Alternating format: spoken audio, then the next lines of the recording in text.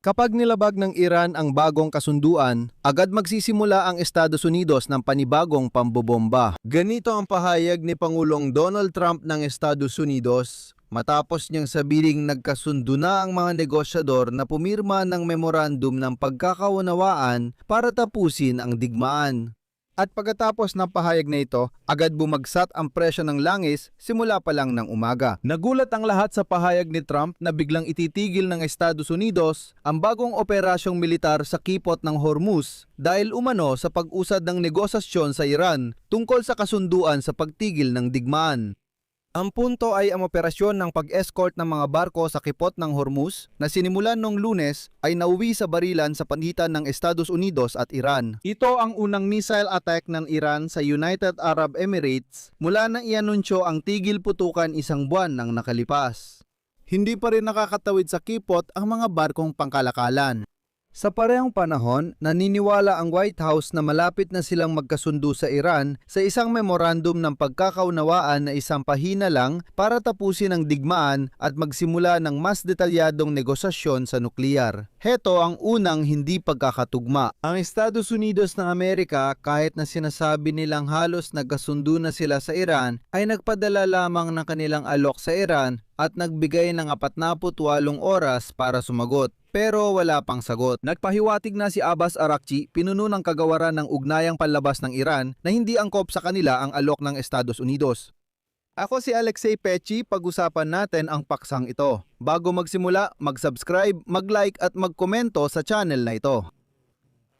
Kung gusto niyo yung suportahan ang channel na ito sa YouTube, maaari kayong magbigay ng donasyon gamit ang mga link at detalye sa description ng video na ito o sa pamamagitan ng QR code na nasa inyong mga screen o kaya sa pamamagitan ng sponsorship sa YouTube platform. Kung naging interesante at kapaki-pakinabang ang episode na ito, hinihiling ko sa dulo na suportahan ninyo ang aming YouTube channel sa pamamagitan ng donasyon. Kaya, maagang-maaga ng Miyerkules, si Donald Trump ay biglang nag-anunsyo na ititigil muna ang bagong operasyong militar ng Estados Unidos sa kipot ng Hormuz dahil sa pag-usad ng negosasyon sa Iran tungkol sa kasunduan sa tigil putukan. Hindi lang tigil putukan, kundi tuluyang pagtigil ng digmaan. Ito ang sinabi ni Trump at ito'y isang sipi. Batay sa kahilingan ng Pakistan at iba pang mga bansa at bukod pa rito, isinasaalang-alang ang malaking pag-usad sa pag-abot ng ganap at pinal na kasunduan sa mga kinatawan ng Iran. Nagkasundo kami na, bagaman mananatili ang blockade, ang proyektong kalayaan ay pansamantalang ititigil sa maikling panahon upang makita kung matatapos ang digmaan at mapipirmahan ang kasunduan. May punto rito, kasi paano makahahadlang ang proyektong kalayaan sa pagpirma ng kasunduang pangkapayapaan? Hindi ito pag-atake sa Iran at ayon kay Donald Trump, sasamahan lang ng mga barkong pandigma ng Estados Unidos ang mga barkong pangkalakalan at tanker sa kipot ng Hormuz at kung kinakailangan, poprotektahan sila mula sa mga pag-atake ng Iran. Kaya nakakagulat kapag sinasabi ni Trump na tayo ang humihinto, hindi ang Iran. Dahil sa paulit-ulit na pahayag ni Trump na malapit nang sumuko ang Iran, mahirap siyang pagkatiwalaan. Ang operasyon ng pagpapalabas ng mga barko sa pamamagitan ng kipot ng Hormuz na tinawag na Proyekto Kalayaan na sinimula noong Lunes ay nauwi sa barilan sa pagitan ng Estados Unidos at Iran at ito ang unang insidente mula nang ipahayag ang tigil putukan. Ang unang pag-atake ng Iran sa United Arab Emirates gamit ang mga misil mula nang ideklara ang tigil putukan isang buwan na ang nakalipas kahit na itinanggi ng Islamic Revolutionary Guard Corps ng Iran ang responsibilidad. Plano ni Trump na gamitin ang barkong pandigma ng US bilang proteksyon sa mga barkong pangkalakalan para mailabas ang mga ito mula sa Persian Gulf. Agad sinabi ng Iran na hindi nila ito papayagan. Sa unang araw ng operasyon ni Trump, agad nagpakawala ng mga misilang Iran papunta sa barkong pandigma ng Amerika. Kalaunan, nagsimulang maglunsad ng malawakang pag-atake ng misil laban sa United Arab Emirates. Hindi pa rin naglakas loob ang mga may-ari ng barko na dumaan sa kipot ng Hormuz kahit tiniyak ni Trump na poprotektahan sila ng mga sundalong Amerikano. At sa halos 72 oras ng operasyong ito, nagawa ng Estados Unidos na may padaan sa kipot ang dalawang barko. At 3 pang barko ang inatake ng Iranian Islamic Revolutionary Guard Corps. Diyan na natapos ang buong operasyon at doon na rin ito natapos. Mas eksakto pa, inihayag ni Trump na pinakiusapan siyang ihinto ang operasyong ito. At pagkatapos nito, sinabi ng mga source ng Axios na naniniwala ang White House na malapit na silang magkaroon ng kasunduan sa Iran tungkol sa isang one-page Memorandum of Understanding na magtatapos sa digmaan at maglalatag ng pundasyon para sa mas detalyadong negosasyon tungkol sa nuklear. Mamaya na ang detalye. Ipinasa ni Trump sa mga Iranian ang bagong alok niya para sa kapayapaan. At ngayon, hinihintay ng Estados Unidos ng Amerika ang sagot ng Iran sa ilang mahalagang punto sa loob ng susunod na 48 oras. Sa loob ng 48 oras, inihayag ni Trump ang pansamantalang tigil ng kanyang operasyong militar sa kipot ng Hormuz. Mahalagang tandaan, wala pang napagkasunduan. Ayon sa mga source, ito na ang pinakamalapit na sila sa isang kasunduan mula na magsimula ang digmaan. Kabilang sa iba pang mga probisyon, ang kasunduan ay naglalaman ng obligasyon ng Iran na magpatupad ng moratoryo sa pagpayaman ng uranium. Pumayag ang Estados Unidos na alisin ang mga sanksyon at i-release ang bilyon-bilyong dolyar na nakapirming pondo ng Iran. Kasama rin ang pag-alis ng magkabilang panig ng mga limitasyon sa pagbiyahe sa kipot ng Hormuz. At sa bersyong ito, gaya na nakikita ninyo, mas dumarami ang mga konsesyon mula sa panig ng Estados Unidos ng Amerika. Kahit pa paulit-ulit sabihin ni Trump na halos sumuko na ang Iran. Kakaiba rin na sinasabi ni Donald Trump na malapit na silang magkasundo. Kasi ang White House ay nagsabi kamakailan na naniniwala silang nahahati ang pamunuan ng Iran at maaring napakahirap makamit ang pagkakasundo sa pagitan ng iba't ibang paksyon. Ang ilang mga opisyal ng Amerika ay nananatiling may pagdududa kahit sa posibilidad ng pagkakaroon ng paunang kasunduan. Bukod pa rito, kamakailan lang, isang araw pa lang ang nakalipas, diretsahang sinabi ni Ministro ng Depensa ng Amerika na si Pete Hegseth na ang mga barko sa Strait of Hormuz ay inaatake ng mga militante ng Corps ng Bantay ng Islamikong Revolusyon. Na talagang hindi sumunod sa mga politikong kinakausap ng Amerika sa negosasyon. Dahil dito, sinasabi na hindi maaring sabihing nabigo ang tigil putukan. Sabi niya, hindi, kasi may tigil putukan tayo sa mga politiko at opisyal, pero ang umaatake ay mga sundalo at parang wala silang maayos na ugnayan sa isa't isa. Sabi ni Trump, malapit na tayong magkakasunduan, pero kanino? Kanino nga ba? At mahalagang tandaan na si Trump at ang kanyang grupo ay ilang beses nang nagpahayag ng optimismo tungkol sa posibilidad ng kasunduan sa mga nakaraang round ng negosasyon at sa kasalukuyang digmaan, pero hanggang ngayon ay wala pa ring naaabot na kasunduan. Pero kahit na ngayon ay magkasundo ang Estados Unidos ng Amerika at Iran, hindi ito magiging kasunduan tungkol sa nuclear program at hindi rin ito kasunduan tungkol sa pagtatapos ng digmaan. Dito, napakahalaga na maintindihan ang definisyon. Ito ay magiging isang memorandum lamang ng pagkakaunawaan. Sabi ng mga panig, sumasang-ayon kami na dapat tapusin ang digmaan at sa ganitong mga kondisyon namin ito gagawin. Nangangako kami na magpapatuloy ng tapat na negosasyon. Ipinapakita nito na binabaan ng White House ang inaasahan at handa ng pumayag kahit sa kaunti. At alam nyo, madalas akong batikusin dahil sinasabi nilang minamaliit ko raw ang mga nagawa ng Amerikanong Pangulong si Donald Trump sa digmaang ito at para bang kumakampi ako sa panig ng Iran. May mga komentador na nagsusulat, Pichi, hindi mo naiintindihan. Ito ay napakatalinong plano ng Amerikanong presidente na si Donald Trump pero lagi mo lang siyang kinikritika. Pero ipapaalala ko na, sinimula ni Donald Trump ang digmaang ito sa pamamagitan ng pahayag na dapat sumuko ang Iran at wala ng ibang paraan at tanggapin lahat ng kondisyon ng Amerika at na hindi niya uulitin ang mga pagkakamaling nagawa noon ni Barack Hussein Obama noong pumirma ng kasunduan sa Iran noong 2015. Ngayon, gaya ng sabi nila, tutukan niyo ito ng mabuti.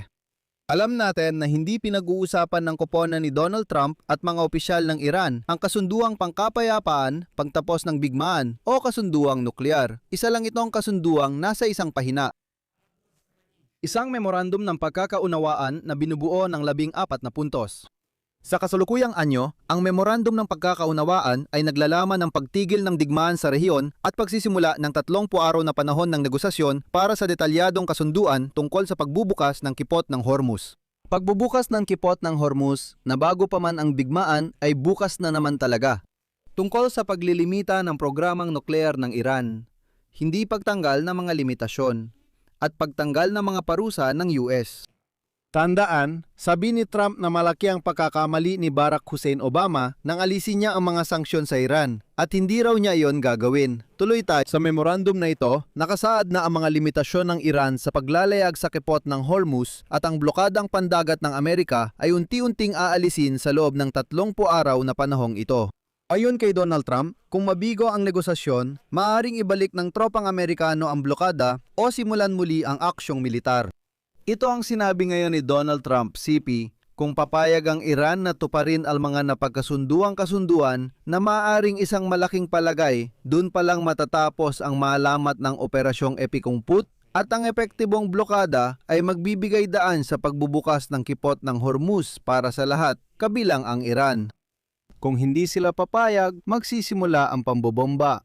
At sa kasamaang palad, ito ay magiging mas malakas at mas matindi kaysa dati. Pero mga kaibigan, hindi ba't narinig na rin natin ang ganitong mga pahayag ni Donald Trump noong mga nakaraang yugto ng digmaang ito? Paano natin uunawain ang sinabi ni Donald Trump? Kung papayag sila, dun lang matatapos ang operasyong Epikumput. Kasi kahapon, sinabi ni kalihim ng Estado ng Amerika na si Marco Rubio noong 5 ng Mayo na tapos na raw ang maalamat na operasyong Epikumput. Kanino ba dapat maniwala, sa Pangulo o sa kalihim ng Estado? Kahit ang Pangulo ay nagsabi rin nung nakaraang araw na tapos na ang digmaan. Yon ay nung 1 ng Mayo. Ngayon, ipapaalala ko sa inyo ang isang interesanteng kronolohiya. Sa dami ng pahayag ni Donald Trump, maraming bagay ang di napapansin. Noong ika-21 ng Marso, 2026 naghayag si Donald Trump at ito ang kanyang sinabi, CP. Kung hindi bubuksan ng Iran ng buo at hindi titigil sa pagbabanta, ang kipot ng Hormuz sa loob ng 48 oras mula ngayon, tatamaan at wawasakin ng Estados Unidos ng Amerika ang iba't ibang mga planta ng kuryente nila, simula sa pinakamalaki. Iyon ay noong ika-21 ng Marso, ngunit lumipas ang 48 oras at ano ang ginawa ni Trump? Siyempre, binomba niya ang Iran. Hindi. Sinabi ni Trump, kagaya ngayon, na kunyari may nag-request sa kanya na yon sinasabi niya, nakiusap sa akin ng Pakistan at ang iba pang mga bansa. Noon din, may nag-request daw sa kanya. At dahil doon, ano ang ginawa niya? Pinalawig niya ang kanyang mabagsik na deadline ng 5 araw.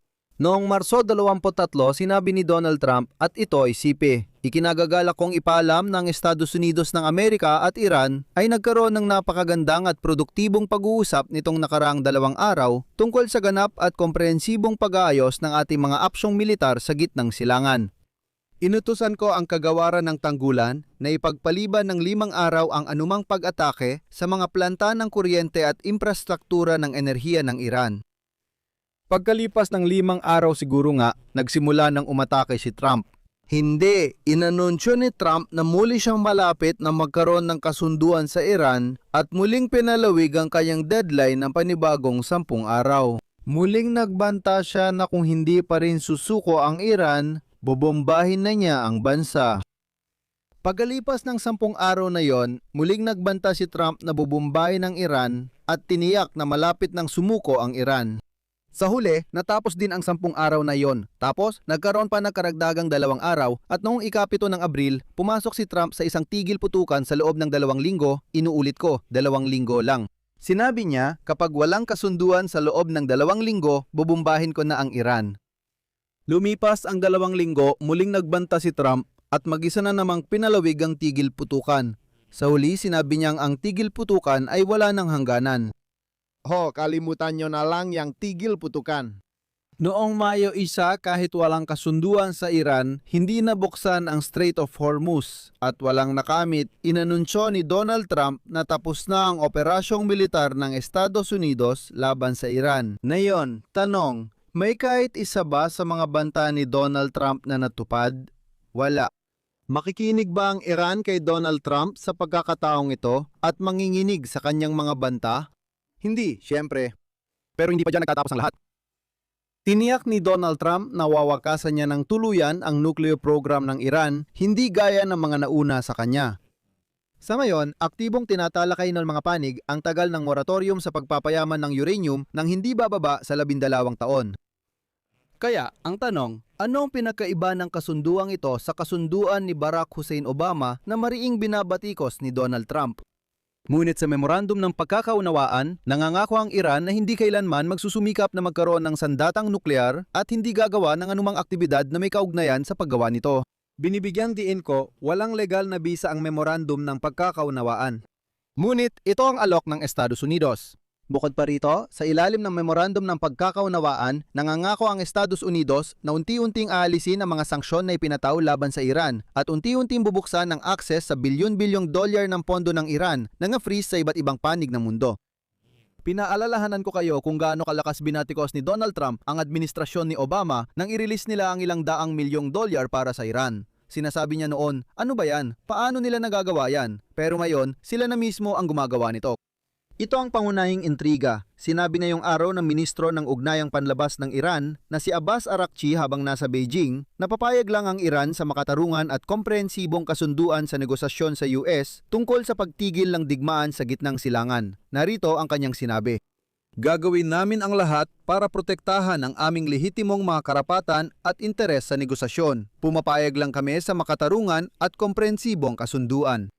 Ngunit mahalaga ring tandaan na hindi direktang sinagot ni Abbas Araghchi ang alok ni Trump na ipahinto muna ang operasyon ng Estados Unidos sa pag-eskorta sa mga barko sa kipot ng Hormuz na dati nang inihain bilang insentibo para sa kasunduan ng mga panig.